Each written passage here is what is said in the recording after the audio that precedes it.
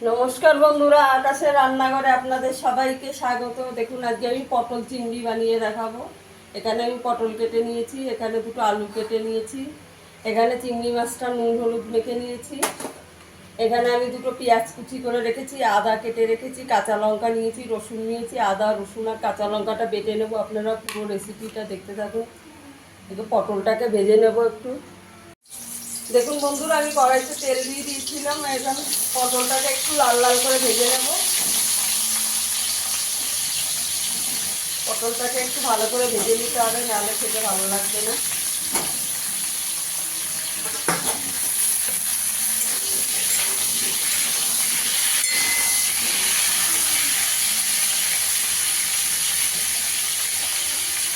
একটু অল্প করে নুন দিয়ে দেবো।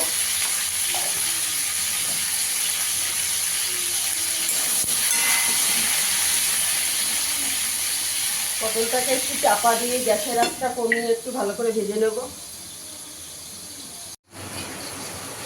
পটলটা আমার ভাজা হয়ে গেছে, তুলে নেব। একটু লাল লাল করে ভেজে নিয়েছি।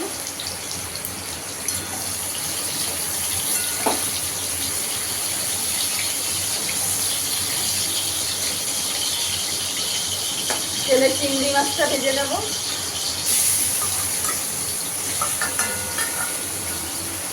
চিংড়ি মাছটা একটু হালকা করে ভেজে নেব।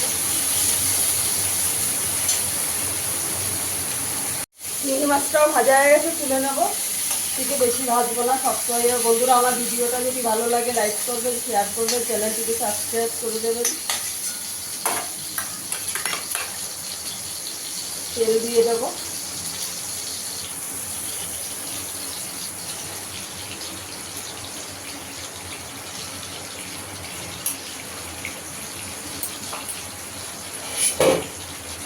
তেলে একটু আলুটা ভেজে দেবো। আলুটা পর লাল করে ভেজে নেবো।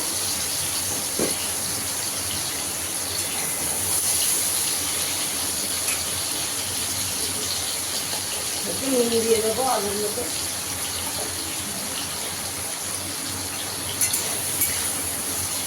চাপা দিয়ে দেবো। আলুটা ভাজা হয়ে গেছে, তুলে নেবো।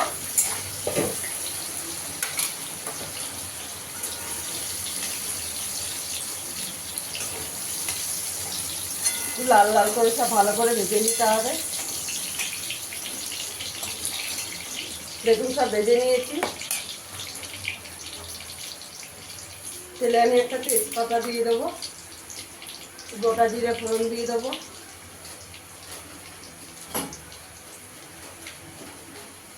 দারচিনি দিয়ে দেবো,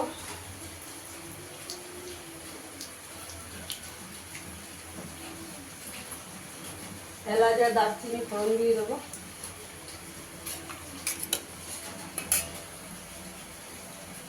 পেঁয়াজ কুচিটা দিয়ে দেবো।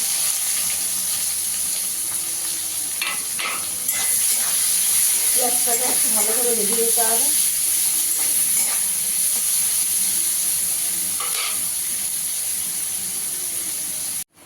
পেঁয়াজটা আমার ভালো করে ভাজা হয়ে গেছে। এখানে একটা টমেটো কেটে রেখেছি, দিয়ে দেবো।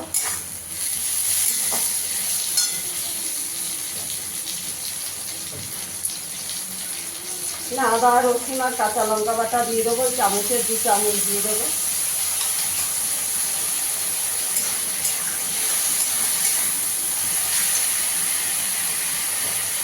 নুন দিয়ে দেবো। আমি পটলেও নুন দিয়েছি, ভাজার সময় আলুতেও নুন দিয়েছি।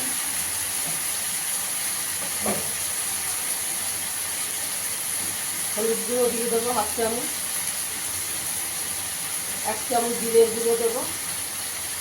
1 চামচ ধনের গুঁড়ো দেবো।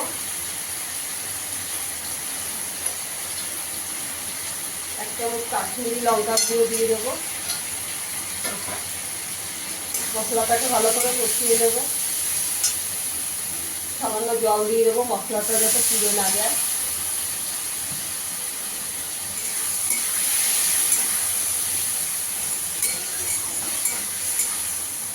মশলাটাকে এবার ভালো করে কষিয়ে নিতে হবে।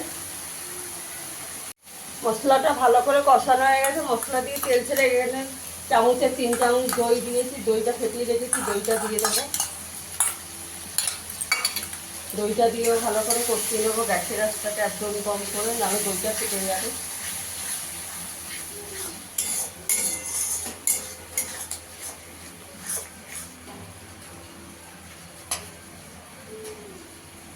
আমার মশলাটা ভালো করে কষানো হয়ে গেছে, এবার আলু পটলটা ভাজাটা দিয়ে দেবো,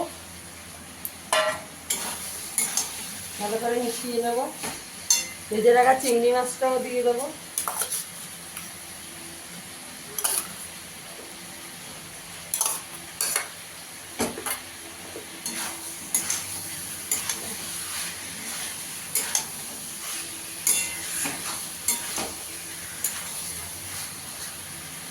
একটু চাপা দিয়ে দেবো। এখন আমার ভালো করে সব কষানো হয়ে গেছে, আলু পটল সব সেদ্ধ হয়ে গেছে। এখানে একটু গরম জল করে রেখেছি, দিয়ে দেবো।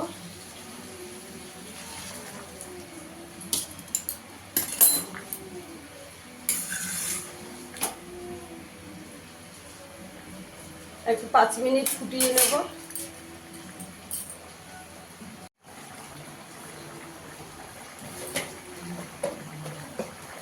এক চামচ চিনি দিয়ে দেবো।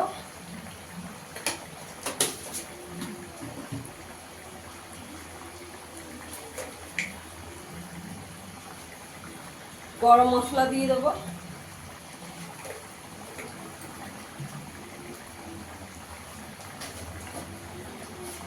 ঘি দিয়ে দেবো একটু।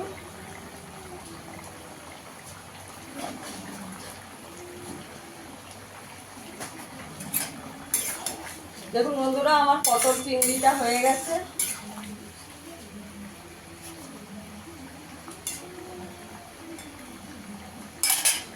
গ্যাসের আঁচটাকে একটু বন্ধ করে 5 মিনিট চাপা দিয়ে রাখবো, তারপরে আমি সার্ভ করে দেখাচ্ছি।